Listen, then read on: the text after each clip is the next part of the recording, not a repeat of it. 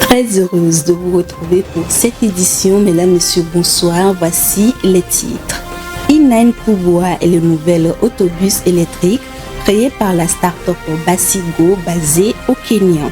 Cet engin devrait contribuer à la réduction de la pollution du trafic routier. À découvrir dans un instant. Au Nigeria, on note une exploitation excessive de la flore et un braconnage dangereux. Des mesures sont en cours pour arrêter ces actes criminels dans le pays. Et puis les gigantesques glaciers de la Suisse se fondent rapidement à cause du réchauffement climatique. La situation est alarmante et si rien n'est fait, nous assisterons à la disparition totale des glaciers d'ici la fin du siècle.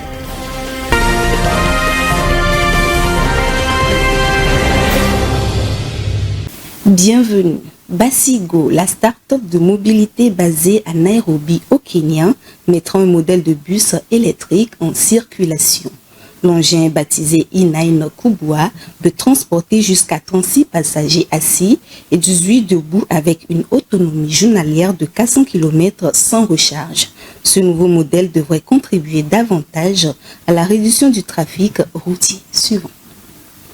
Après le succès du bus électrique K6 de 25 places, la start-up Basigo passe à la vitesse supérieure au Kenya en annonçant le E9 Kubwa, un nouveau modèle de bus électrique. Ce qui fait la particularité de cet autobus, c'est le confort et la technologie.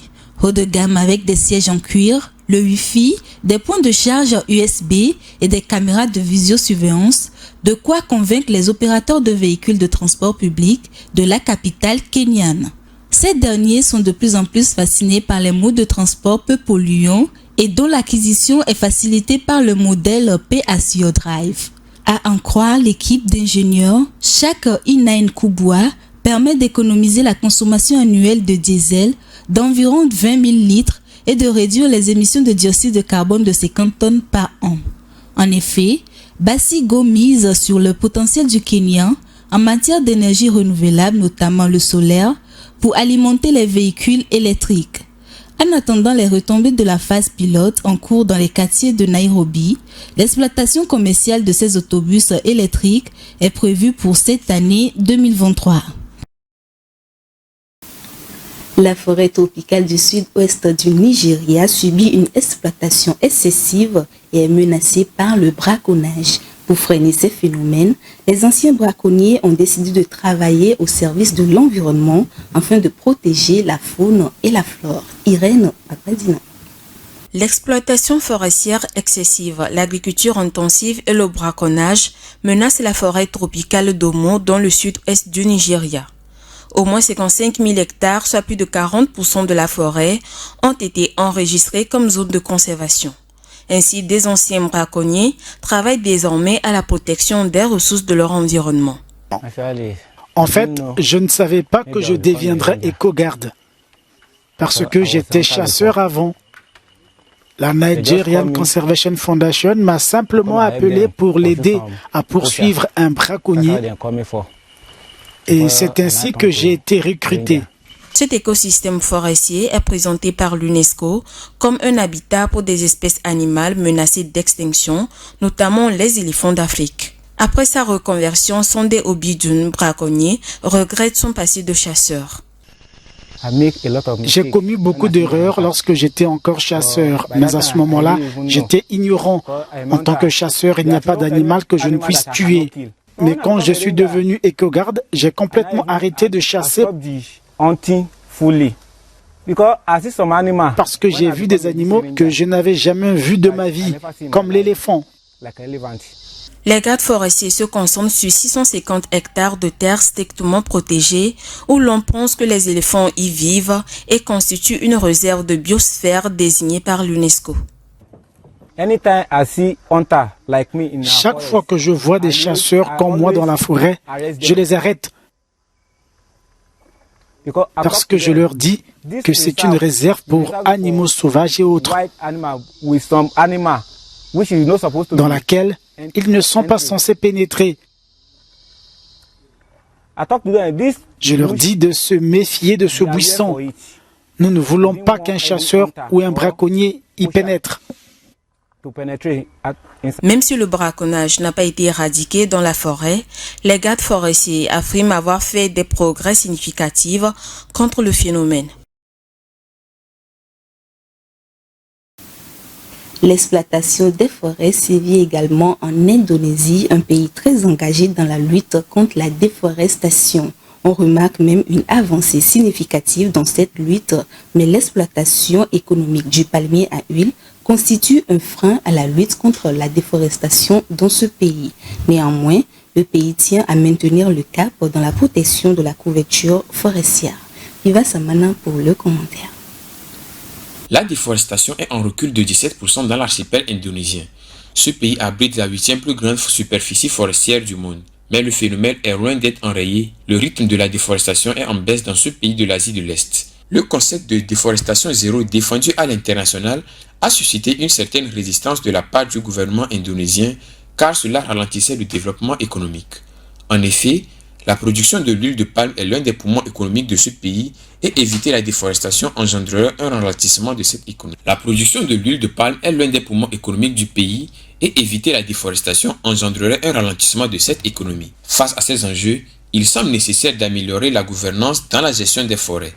Une cogestion avec les acteurs non étatiques est envisagée. Pour la protection efficace des forêts, les acteurs non étatiques sont impliqués également. Dans l'optique d'atteindre la déforestation zéro, une forte volonté politique et une coopération avec les acteurs publics, privés et internationaux est nécessaire. Les opérations de reboisement sont organisées fréquemment pour assurer un équilibre forestier et protéger l'environnement. D'autres pays de l'Asie et du reste du monde doivent s'inscrire dans cette dynamique de maintien de la couverture végétale. Les activités de pêche sur le lac Nangbeto sont interdites du 15 août au 15 novembre 2023 par le ministre en charge de l'économie maritime togolaise. Cette période de 3 mois correspond au repos biologique des poissons. Cette interdiction devrait faciliter également le repeuplement du lac en ressources halieutiques en vue d'assurer la durabilité. En temps normal, les sols absorbent le carbone et le libèrent, ce qui favorise l'équilibre de l'écosystème et empêche bien des phénomènes comme l'érosion. Mais en temps de sécheresse, les sols n'arrivent plus à libérer le carbone. Cela entraîne les dérèglements climatiques avec parfois des conséquences comme l'érosion et les troubles de la pluviométrie. Viva Samana pour le commentaire. Les sols souffrent de sécheresse. Cela constitue un véritable problème pour stocker le carbone qui modifie les propriétés physiques des sols et empêche ainsi l'érosion. La sécheresse des sols est un ennui grave en ce sens que dans les sols, des micro-organismes libèrent le carbone dans l'atmosphère. L'enjeu est de comprendre comment dans un monde qui se réchauffe avec un climat qui change, tout cela va se rééquilibrer. Pour pallier à ce problème, les chercheurs de l'Université de Californie aux États-Unis observent les périodes pendant lesquelles la sécheresse est plus fréquente et plus intense. Les plantes et les micro-organismes seront touchés, notamment la fréquence et l'intensité croissante des épisodes de sécheresse. Les micro-organismes, en effet, devraient se montrer capables d'évoluer et de changer leurs fonctions et les propriétés plus rapidement que les plantes. Cette sécheresse pourrait bien ne pas affecter de la même manière les différents types d'écosystèmes. Cela va permettre de faire pencher la balance en faveur des micro-organismes les plus bénéfiques aux plantes et les plus susceptibles de retenir le carbone dans le sol. Au Vietnam, le sort de 2 éléphantes enchaînées depuis plus de 10 ans dans un enclos de zoo d'Hanoi alerte les locaux et les associations de l'environnement. Les organisations de protection des animaux touchés par le triste quotidien de ces animaux demandent leur libération. Le point avec Rafietou Bereko. Au Vietnam, 2 éléphants âgés respectivement de 60 à 70 ans sont enchaînés dans un enclos du zoo danois depuis 10 ans. Du nom de Thai et Banang, le sort de ces 2 éléphantes émeut et scandalise le pays. En effet, ces éléphantes vivent enchaînées dans un minuscule enclos entouré de fils électriques. Les organisations de défense des animaux touchés par le triste quotidien de ces éléphantes demandent leur remise en liberté dans un parc naturel. Cette pétition lancée en ligne par les associations a occasionné près de 70 000 signatures. Malgré cela, les éléphantes sont toujours restées enchaînées dans leur enclos et nourries d'herbes et de canne à sucre par les gardiens du zoo. Le directeur du zoo estime que le transfert de ces animaux est illogique. Les éléphantes sont dans notre zoo depuis plus de 10 ans, a-t-il affirmé à des médias d'État. Elles mourraient si elles devraient être relâchées dans la nature, car elles ne sont pas capables de trouver elles-mêmes leur nourriture ou de se protéger. Selon un employé anonyme du zoo, les éléphants peuvent être des animaux féroces. Avec une clôture électrique cassée, on est obligé de les enchaîner. Les militants d'Animal Asia, n'ayant pas totalement convaincus de cette déclaration, ont adressé une lettre aux autorités danoises pour demander le transfert de ces éléphantes dans la jungle du parc national Yokdon.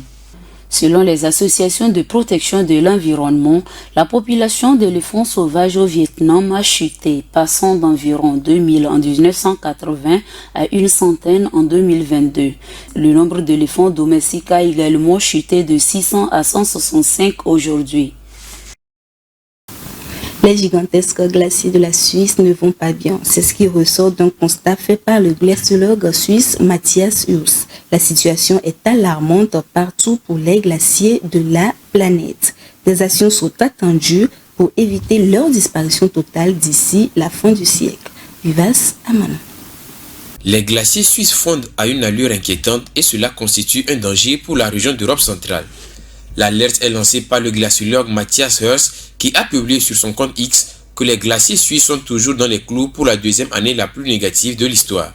L'inquiétude sur la fonte des glaces est d'autant plus grande à cause d'une nouvelle vague de chaleur qui est en cours. Ces chaleurs, qui sont le principal facteur de l'effondrement des glaces, interviennent alors que tous les glaciers sont nettement en dessous de la moyenne des 10 dernières années. Néanmoins, cette fonte ne devrait pas atteindre le record des effondrements enregistrés l'année dernière. En effet, la Suisse avait connu une fonte des glaciers de 6% en 2022 suite à une saison d'été particulièrement chaude suivie d'un hiver très sec. Ce niveau n'est pas encore atteint actuellement, mais les scientifiques de la commission d'experts réseau de mesures cryosphère de l'Académie suisse des sciences naturelles considèrent déjà une fonte glaciale de 2% comme extrême. Les glaciers suisses ne sont pas les seuls à connaître cette fonte rapide et accélérée. L'ensemble des glaciers du monde subit cette situation due grandement au changement climatique d'après l'Organisation météorologique mondiale. Le glaciologue suisse Matthias Urs estime que les glaciers suisses n'existeraient quasiment plus d'ici la fin du siècle si aucune action n'est menée pour freiner le réchauffement de la planète. La commercialisation du poulet de laboratoire dans les restaurants, une pratique qui suscite de nombreuses questions au sein des États américains, est désormais chose légale. Le ministère américain de l'Agriculture a accordé l'autorisation de commercialisation aux principales entreprises de viande artificielle. Suivons ce commentaire pour plus de précision. Cette nouvelle n'est pas du tout une surprise. Semaine dernière, l'agent chargé de la sécurité alimentaire aux États-Unis a donné son feu vert pour la commercialisation de la viande de poulet synthèse, considérée comme la viande artificielle depuis 2020. La fabrication de ces poulets implique un processus particulier. Des cellules sont prélevées sur des animaux puis cultivées en laboratoire dans des bioaérateurs pour se multiplier et enfin aboutir à une escalope ou une cuisse de poulet après le passage dans un moule dans des formes prédéfinies. Si les partisans de viande artificielle mettent en avant un moindre impact carbone par rapport à la véritable viande, l'élevage est responsable à lui seul de 14,5% des émissions mondiales de gaz à effet de serre. Ces conséquences environnementales restent pour l'instant très floues. Les entreprises productrices défendent également la réduction des risques sanitaires dans la mesure où les antibiotiques ne sont pas utilisés dans l'élaboration de viande de synthèse. Une bonne nouvelle alors que les animaux d'élevage consomment chaque année plus d'antibiotiques que les humains amène à une résistance de plus en plus grande à ces médicaments. Mais une question d'éthique continue de se poser, celle du processus qui nécessite des hormones de croissance jusqu'ici le plus utilisé, mais aussi controversé, qui consiste à ajouter du sérum de veau fœtal prélevé sur des vaches en gestation envoyées à l'abattoir. Toutefois, les entreprises cherchent à développer des solutions alternatives. Ainsi prend fin ce rendez-vous de l'actualité environnementale. Merci de l'avoir suivi. Bonne suite de nos programmes sur Green TV International.